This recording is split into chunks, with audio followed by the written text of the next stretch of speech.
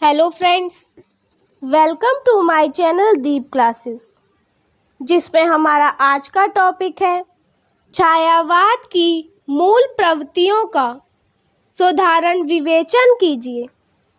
आज के वीडियो में हम इस क्वेश्चन के आंसर को जानेंगे, लेकिन उससे पहले अगर आपने अभी तक हमारे चैनल को सब्सक्राइब नहीं किया है तो इसे सब्सक्राइब कर लें, जिससे हमारे आने वाले वीडियो के सभी नोटिफिकेशंस आप तक पहुंच सके।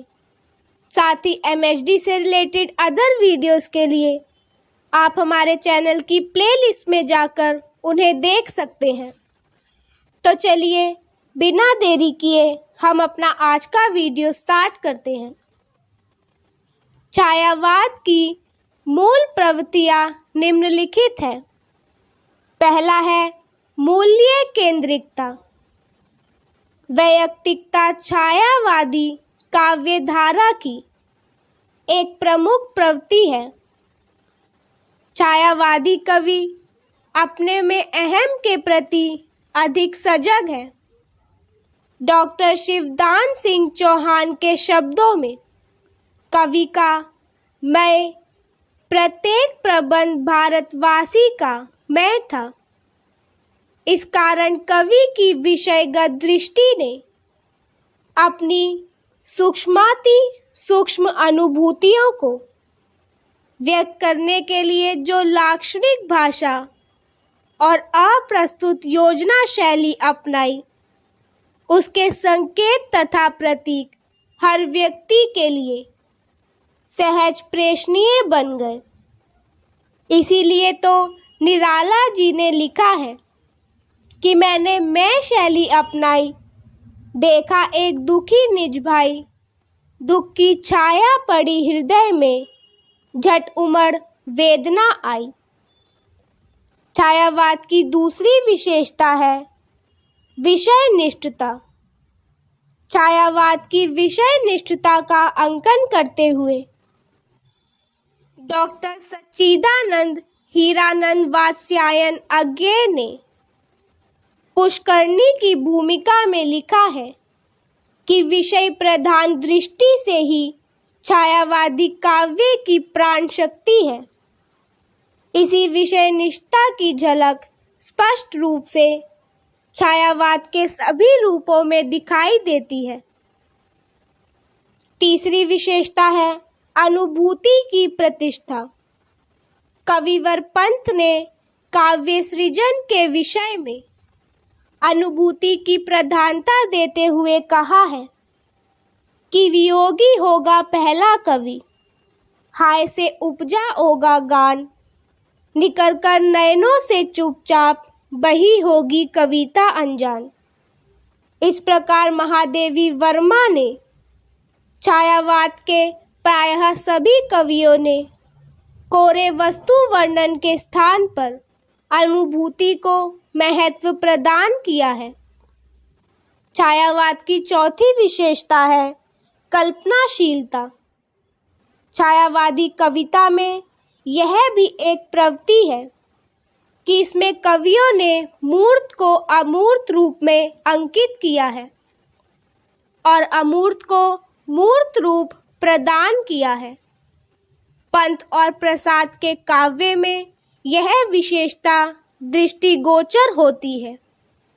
इसका उदाहरण प्रस्तुत है, जिसमें कवि ने मादकता और संज्ञा, अमूर्त अपमानों को प्रेयसी के रूप में मूर्त रूप प्रदान किया है। इसका उदाहरण देखें। मादकता से आए तुम, संज्ञा से चले गए थे, हम व्याकुल पड़े बिलखते थे, उतरे हुए नशे से। छायावाद की पांचवी विशेषता है वेदना की विवृति।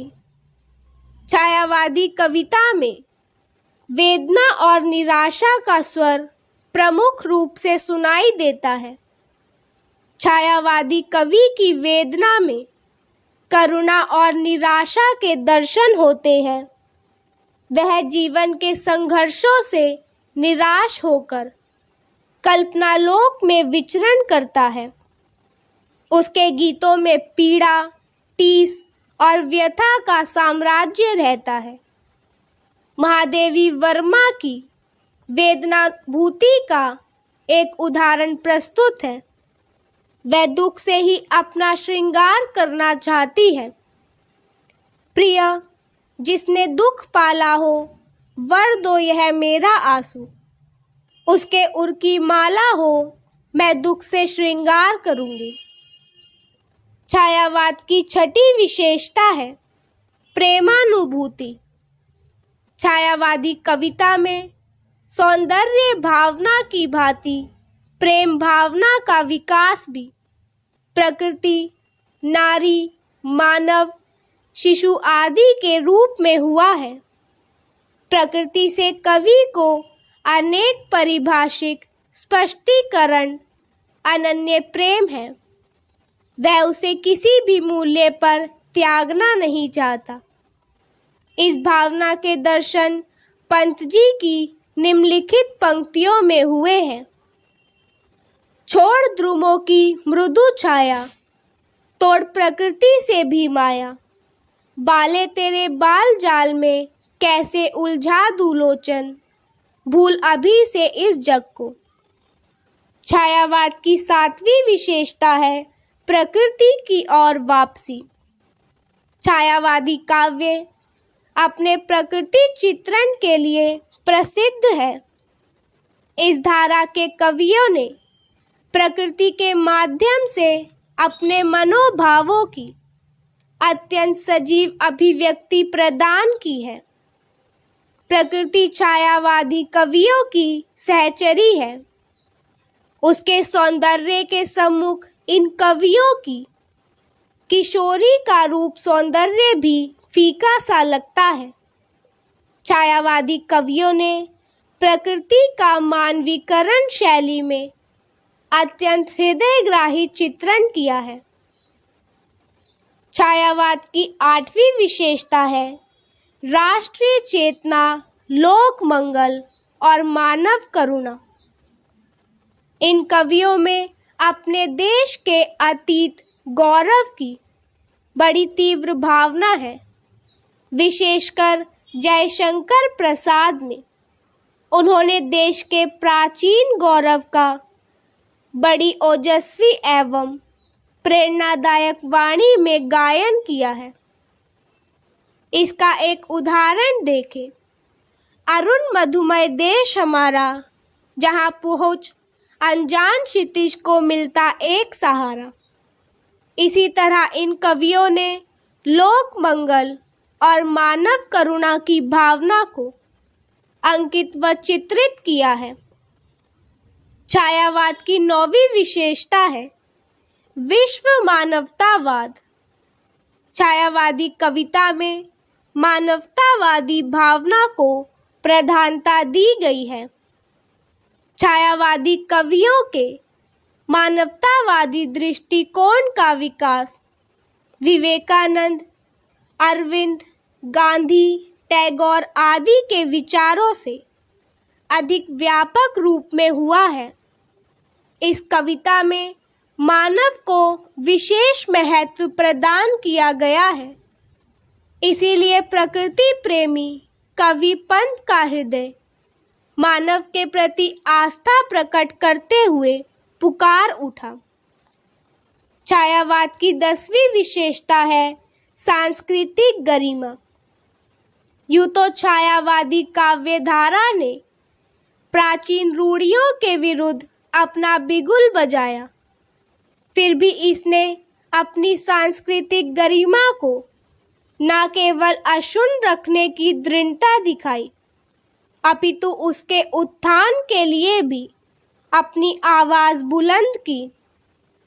निराला की यमुना के प्रति, तुलसीदास और राम की शक्ति पूजा एवं प्रसाद की कामायनी इस तथ्य के प्रबल प्रमाण हैं।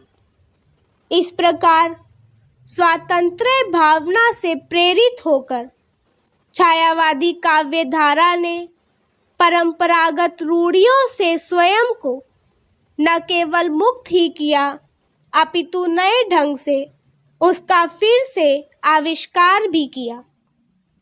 फिर आधुनिक संदर्भ में उसका फिर से सृजन करके उसे नई अर्थ छायाओं से संवलित कर प्रस्तुत किया। इससे इस काव्य धारा के आधुनिक बोध को एक नया सांस्कृतिक आवास मिल गया। छायावाद की अगली विशेषता है भाव अभिव्यंजना।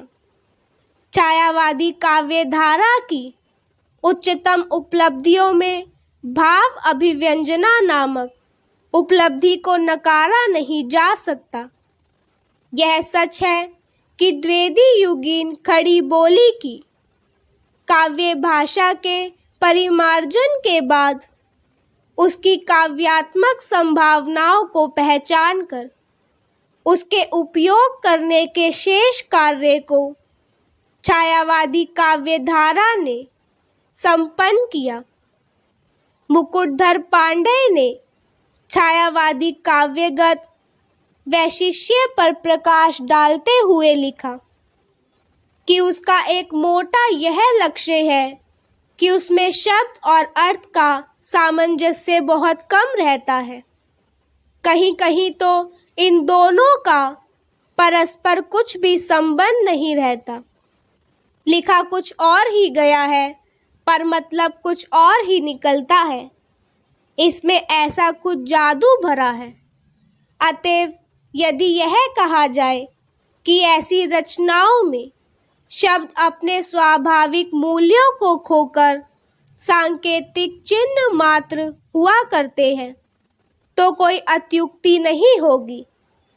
तात्पर्य यह है कि छायावाद के शब्द प्रतीक होते हैं और वे जादू का सा असर पैदा करते हैं।